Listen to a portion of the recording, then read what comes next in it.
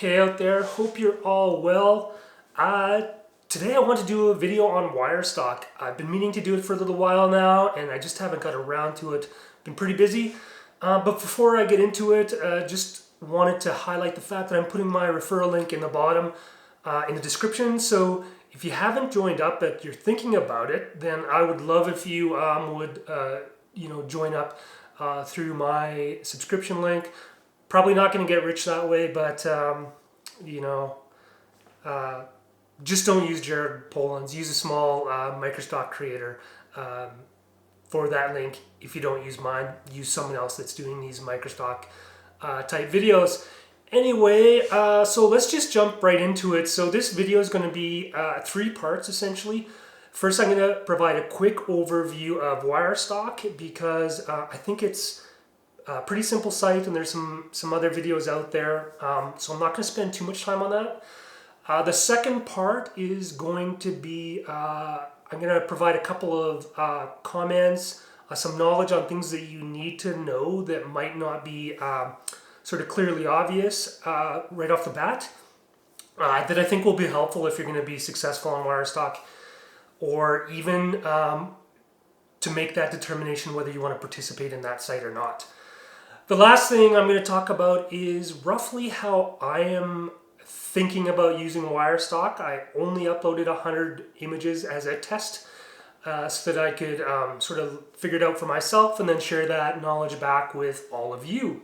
So that's where I am at, and those are those 3 parts that we're going to discuss. What is Wirestock? Wirestock is a microstock site that basically allows you to upload photos to it, and then Wirestock fans those photos out to all the major microstock sites. Not all of them, but a pretty solid list of those sites, so that you only have to upload once. So that's a great thing, actually. Now, the second thing about it is that it's intended to be run sort of using AI, so that you don't have to do a lot of the descriptions and the keywords. That feature is available only for commercial assets right now.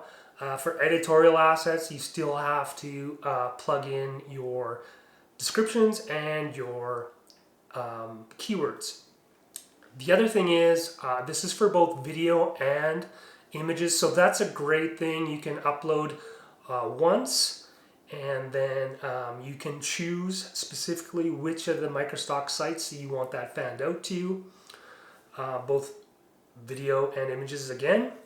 And Wirestock will also, I think, build towards becoming an entity in its own right, a sales platform in its own right. So it's looking long term. It looks like it's going to be a mix, a hybrid model of selling images and pushing them out to other sites. The other good thing to note about this site right off the bat is that they don't take any payments from you, or you don't have to pay for the service. There's no fee, there's no uploading payment requirement. They only make money when a image or a video is downloaded at one of the sites that they've shared it with. So basically, they share it as if they are a contributor. When they get paid, part of that money flows back to you. If that image doesn't sell, Wirestock makes no money and you make no money. So that's basically how the site works. They have a bunch of partners and potentially a growing list of partners. They potentially have some deals with those partners to make better returns. And the interesting thing here is, and it's a key factor here, I think, in deciding to use this site, is that as they will be an individual, submit a high volume of images, receive a high volume of sales in return, and they will go up in the rankings that some of the sites use. So they could go up to level 5 very quickly, and you could be earning level 5 earnings faster than you would if you contributed yourself. And so this will help sort of triage the commission that you lose when you upload to Wirestock and make a sale. So I think it will work out from a financial perspective if you are selling and Wirestock actually is hitting that level 5 on Shutterstock, for example, or other rankings pretty quickly. So that's a general overview. Now I'm going to jump into the computer here and show you a few things that I think will be helpful.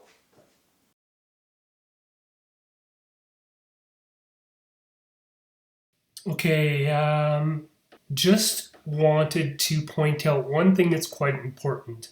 So when you submit to Wirestock, you will find out after a while whether it's been accepted or not. So if you see in my dashboard, I have 1 that's not submitted, 0 in review, 2 to revise, probably won't. These ones were, I think they viewed them as, they should have been submitted as editorial as opposed to commercial. And then there's some that were not accepted.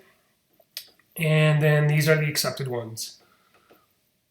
So the issue that I just wanted to clear, because I sort of get a sense out there that there's some confusion over this point. Just because an image is accepted at Wirestock does not mean that it's been accepted by any of the partners that it's being fanned out to. So to check to see whether your images are actually being accepted by these microstock companies, you actually have to go and look at the image. There is no notification that you receive. There's no email or anything like that. You have to go, you have to look at the images specifically in order to find out the status of its approval.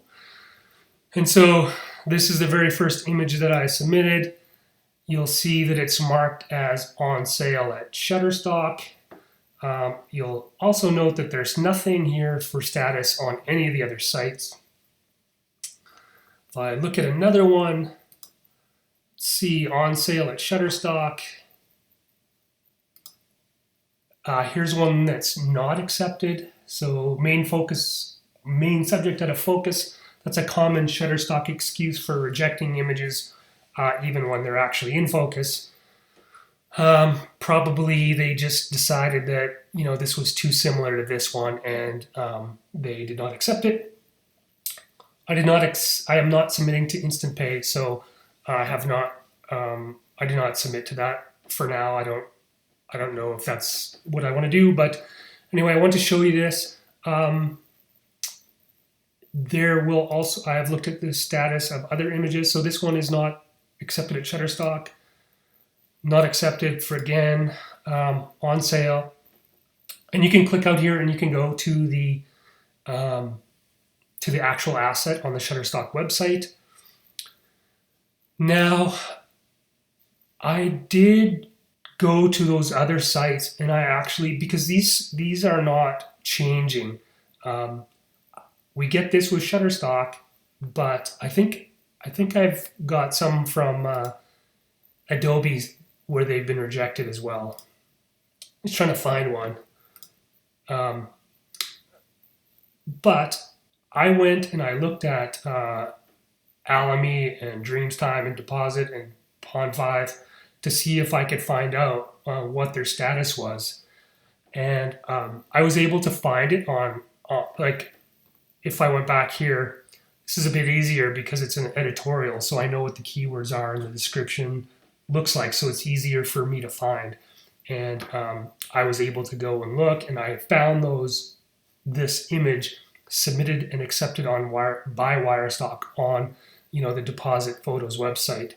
So I think that's a big thing, that there's a bit of a misconception out there that once you're accepted on Wirestock, that you're also accepted on all these sites that you've selected as being the sites that you want to submit to. It's not the case. And I have noticed that the same rejections come up. So if you put images that are too similar, then you will get those Shutterstock rejections based on them being too similar, etc. So keep that in mind before you sign up.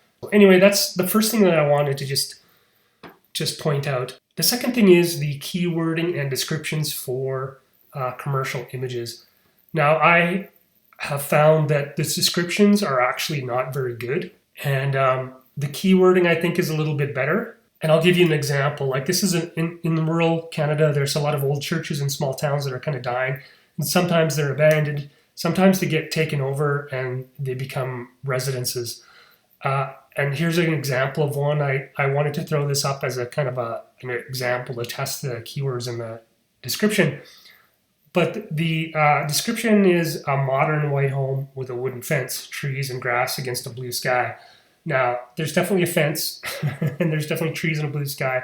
But this is not a modern white home. It's like a relic from a past age. So I thought that description was pretty rough. Yeah, and the title and they basically title and description provide the description the same way. And there's nothing in here in the keywords about this being a church either. And there's some kind of strange, keywords I thought like straw. But all in all, heaven's kind of churchy, destroyed. I don't know that the description and the keywords are really that good. And I'm going to show you another example. This is just, again, I wanted to test this out. And I uploaded a Catholic church that I thought was pretty generic. Like the steeple here. I just thought the description would be sort of a generic church steeple against blue sky kind of thing. But they actually labeled this as a church, St. Joseph's Roman Catholic Church in Australia. And this is not Australia, this is Lethbridge, Alberta. So even though this got accepted as a commercial image, and I provided no details with the image when it was submitted, it did not work because their AI or their process got an entirely different country, and I suspect that this is basically not a good image for anyone to use now. Generally, when you submit an image and you're going to do it commercially, you want to put in this additional information just to make sure that the keyworders are able to get this in the right country, in the right, mountain range or what have you, to make sure that it's actually going to be an image that sells. So you do still have some work to do. Okay, those are the two big issues that I just wanted to give you a heads up on. If you do use this site, you are still going to have to do some work, and it is not foolproof at this point by any stretch of the imagination. You still got to get your images accepted to all those sites, and you still got to make sure you provide enough detail on the commercial side of things that they can accurately keyword your image. And on the editorial, it's full on. You supply yourself. So you want to make sure your metadata is embedded in your file so that process is as easy as possible.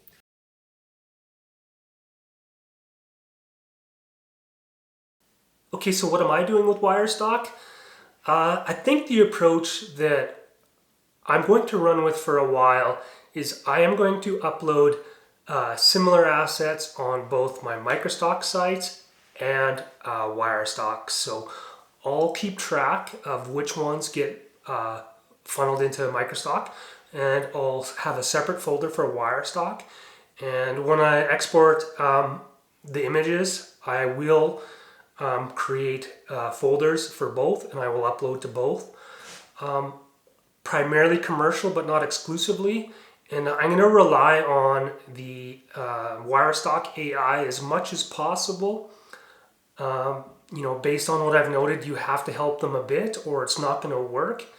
But I don't want the keywords to be the same as mine. I want to rely on that concept of them doing something completely different. That way I feel like there's a chance that I'm getting two different markets. The one that I sort of select by defining the keywords and the description to my images myself, which is based on the way I think primarily, and so I can't escape that. But if I allow those commercial images to be primarily described and keyworded by the AI that Wirestock's using, then my hope is that the images would show up potentially to a different set of image searchers. So that's what I'm going to do.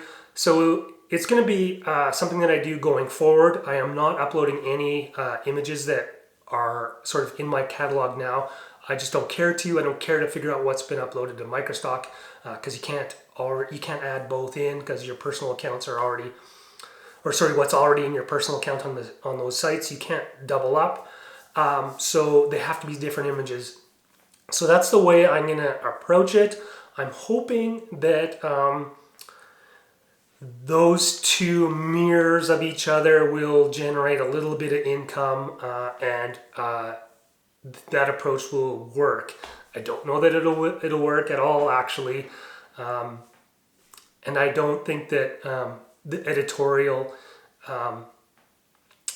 will... and I don't think that editorial will necessarily work like commercial, although taking advantage of the tiers that come with Wirestock being a large and significant contributor, that might flow into the editorial as well. So over time, you could maybe see me transitioning to Wirestock exclusively if it turns out to be a viable website. So anyway, that's my approach.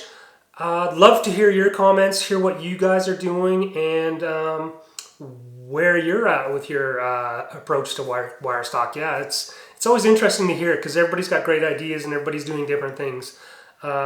So that's that. Hope you got something out of this, and we will see you on the next one. Thinking about doing something on panoramas or time lapse for microstock. So if those two subjects interest you, let me know below and I'll use that to sort of decide which one I do first. Anyway, we'll see you on the next one. Take care and, stay well. And yeah, please subscribe if you haven't already. Would love for you to be a subscriber. And that way you can get some of the content that I'm pushing out here over the next little while. Take care.